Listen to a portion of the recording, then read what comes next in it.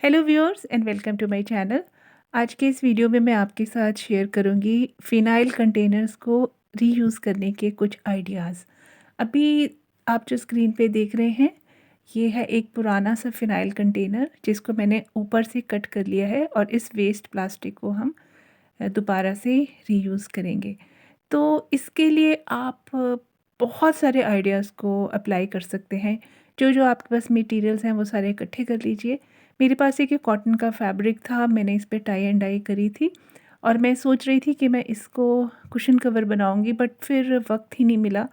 तो मैंने क्या करा है, इसके कुछ सर्कल्स कट कर लिए हैं, एक छोटा और एक बड़ा। छोटे वाले सर्कल पे फेविकोल लगा करके मैं इसको इस कंटेनर के बेस पे चिपकाऊंगी अंदर की साइड से, और जो बड़े वाला है उसको बाहर चिपका दूंगी।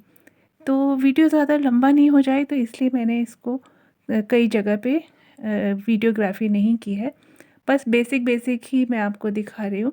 और वो इसलिए कि अगर आपके पास ऐसे कंटेनर्स हैं और आपके छोटे बच्चे हैं और वो होमवर्क या स्टडीज़ की वजह से स्ट्रेस्ड अप रहते हैं, तो आप उनके साथ ये क्राफ्ट की एक्टिविटी कर सकते हैं। मैं जब छोटी थी तो मेरी मदर भी मेरे स्ट्रेस को दूर करने के लिए ऐसे कई सारे काम मेरे से करवाया करती थी। लेकिन लेटर ऑन लाइफ में मुझे वो सारे डीआईवाईज़ करने का बहुत ज़्यादा फ़ायदा मिला। ख़ास तौर से जब प्रोफ़ेशनल स्ट्रेस होती है, हम काम करके घर आते हैं तो बहुत कभी-कभी दिन अच्छे नहीं बीतते हैं, घबराहट होती है। ऐसे में अगर हम कोई अपना काम लगा के रखते हैं आर्ट एंड क्राफ्ट का, और डिसाइड करते हैं कि रोज़ हम 15 मिनट ही सही या 10 मिनट या 1 घंटा उस आर्ट एंड क्राफ्ट के वर्क को पहले करेंगे, सो दैट हमारा माइंड स्टेबल हो और क्रिएटिविटी से हमें कुछ पॉजिटिव एनर्जी मिले, तो ये हमारी मेंटल हेल्थ के लिए भी बहुत अच्छा होता है। मेरे चैनल पे कुछ ऐसे वीडियोस हैं जो आप देखेंगे तो आपको ये आइडिया होगा कि ये काम तो बड़े आसान हैं और हम क्यों ना इनको कर लें। और मेरा जो आइडिया रहता है फ्रेंड्स, मैं अपने पेशेंट्स को भी दवाई के साथ साथ हमेशा इंस्पायर करती हूँ कि art, craft, gardening, recycling, nature से जुड़ना, मेडिटेशन करना, एक्सरसाइज करना और प्रेयर्स करना, पॉजिटिव काम करना, दूसरों के काम आना, ये सब करते रहने से एक स्वस्थ जीवन हम जी सकते हैं। और सबसे बड़ी बात ये है कि जब हम चीज़ों को रिसाइकिल करते हैं तो हम एनवायरनमेंट की बारे में तो सोचते ही हैं, हमारे पैसों की भी बहुत सारी बचत होती है। और इस तरीके से वो पैसे बचा करके हम चैरिटी भी कर सकते हैं, दूसरों को हेल्प भी कर सकते हैं। आप देखें, इस तरीके के जूट कंटेनर ऑनलाइन चेक कीजिए या किसी डेकोर की शॉप पे जाएंगे तो ये बहुत महंगे मिलते हैं। 2-2 3-3 हज़ार के ऐसे जूट बास्केट्स मिलती हैं। अमेज़न पे देखिए या किसी और सेलिंग साइट पे। और जो ये जूट का आता है थ्रेड, आपको 100-150 रुपए में किसी भी ग्रोसरी स्टोर पे या आर्ट एंड क्राफ्ट की शॉप पे आसानी से मिल जाता है। गोटा मिल जाता है, नहीं तो घर पे कई सारी चीज़ें होती हैं। जो मैंने यहाँ पे फैब्रिक का टुकड़ा लगाया है, ये मेरे एक सूट का था, लेस बॉर्डर था जो कि फेड हो गया था, और ये थोड़ा-सा गोटा मेरे पास बचा हुआ था, ये मैंने इस पे लगा दिया। आपके पास जो भी चीज़ें अवेलेबल हैं, आप इन प्लास्टिक कंटेनर्स को इकट्ठा करें और उन पे चिपकाते जाएँ, और कुछ ना कुछ उनको आप क्रिएट कर सकते हैं। कोई आप ऑर्गेनाइज़र बना सकते हैं या प्लांटर बना सकते हैं, और नहीं तो बच्चों के आप इसमें कई सारी स्टेशनरीज़ रख के एक कॉर्नर पे रख सकते हैं। बच्चों को सिखा भी सकते हैं और उनको मोटिवेट भी कर सकते हैं। जब खेलने के बाद टॉयज़ हैं या जो भी खेला है या कलरिंग करी है, तो इन कलर्स को चलो उठाते हैं और इस तरीके के कंटेनर में रख के एक कॉर्नर पे रखेंगे। तो होती ये अपने आप में छोटी-छोटी चीज़ें हैं, लेकिन इनके इम्पैक्ट्स जो होते हैं हमारी माइंड पे, हमारी लाइफ पे बहुत अच्छे पड़ते हैं। अगर हम अपने घरों को ऑर्गेनाइज़ करके रखते हैं तो हमारे पास टाइम बहुत बचता है। उस बचे हुए टाइम में हम कुछ ना कुछ क्रिएटिविटी भी कर सकते हैं।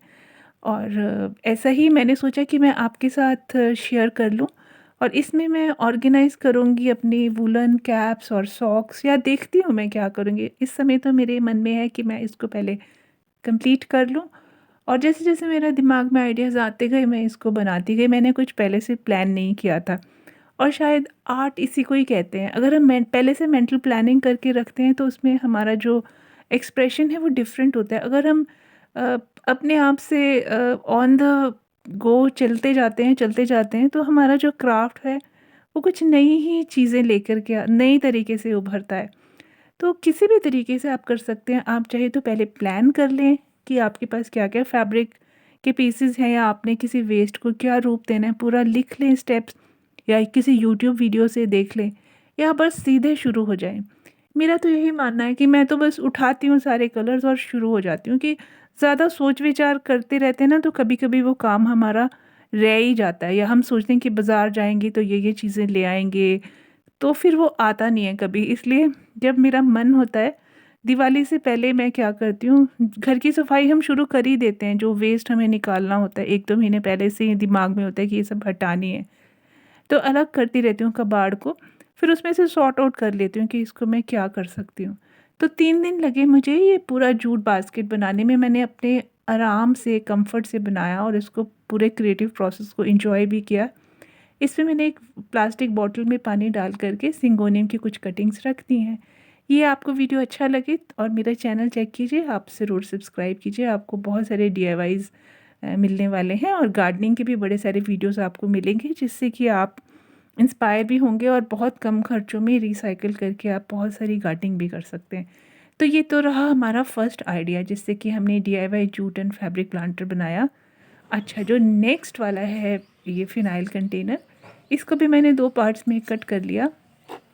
आप देख रहे होंगे इसका प्लास्टिक भी कितना कमज़ोर सा है। पहले वाले डीआईवाई पे तो मैंने कुछ फ़ेविकोल और फैब्रिक जूट वगैरह लगा कर के उसको मज़बूत कर लिया। लेकिन इस बार मैंने सोचा कि बाज़ार जाना हो नहीं पा रहा है और इसको मैं ऐसे ही यूज़ करूँगी। ये मैंने घर की किचन की वेस्ट से और गार्डन की वेस्ट से सर्दियों में कंपोस्ट तैयार करी थी। सर्दियों में फ्रेंड्स क्या होता है, सब्जियां काफ़ी आती हैं और उनके छिलके मैं जमा करती रहती हूँ। आप देख पा रहे होंगे ये वाला जो वीडियो का क्लिप है ये मैंने मार्च में शूट करा था और अब मैं इसको यहाँ अटैच कर रही हूँ। और दोनों जो पोर्शंस हैं इस ये मैंने कंपोस्ट से भर लिए। वेजिटेबल मैटर और मिट्टी जो है जब आपस में मिक्स हो गई तो उस मिट्टी को मैंने धूप में सुखाया और इसमें अब मैं स्नेक प्लांट की कुछ कटिंग्स प्रोपेगेट करी थी, उनमें अभी जड़ें आ गई। तो वो मैं इन दोनों प्लास्टिक के पोर्शंस में लगाने का सोच रही हूँ। दरअसल ये वाला जो है फ़िनाइल का कंटेनर ये मुझे अपनी एक फ्रेंड को गिफ्ट करना है और उसके पास स्नेक प्लांट नहीं था तो मैंने उसको बोला कि मैं प्रोपेगेट करूँगी, जैसे ही रूट्स आएंगे तो फिर मैं आपको दे दूँगी। तो ये देखिए मैंने कुछ कटिंग्स लगाई थी जिनमें से काफ़ी की तो रूट्स आ गई और कुछ की नहीं भी आई हैं और कुछ की कुछ समय बाद आ जाएंगी। ये देखें, मिट्टी हटा के दिखाते हैं, इसमें रूट्स भी आ गई हैं।